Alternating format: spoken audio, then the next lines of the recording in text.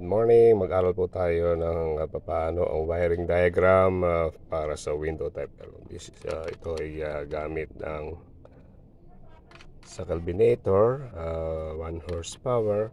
So ito ang wiring diagram. Dito tayo sa capacitor. Yan. So tingnan nyo lang po ang alignment. Ito yan. Ito to. Yan, yung capacitor, dual capacitor. Makikita mo ang layout ng terminal connector sa dual capacitor. Meron siyang herm, fan.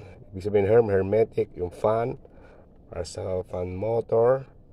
And then common is in com. So yung wiring diagram, susundan lang po yan para natin i-connect ang tamang connection ng mga wiring dito sa capacitor. Yan po, yan. Yan. Yan yung hermetic. And then sa side na to is ito to. Ito makita yan. Sa taas, fan na yan. Ganyan ang arrangement po ng capacitor terminal. So, dito sa hermetic, yung blue, yan. Balik tayo dito. Balik tayo. Yan. Hermetic is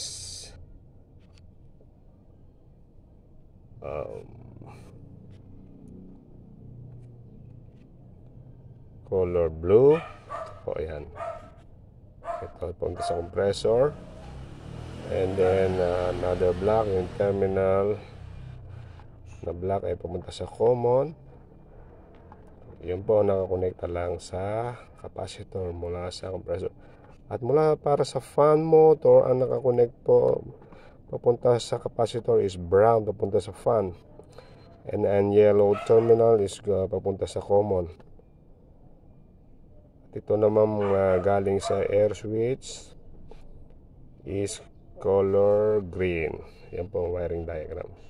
So ang capacity po ng capacitor para sa 1 HP is 17 microfarad plus 2 microfarad plus minus 5%. Ang voltage po nito is 450 volts AC. So yan po ang wiring diagram. Yan po ang control panel ng 1 horsepower culbinator window type aircon. So ito lang po. Please kindly like and share this video para sana makatulong. Salamat po.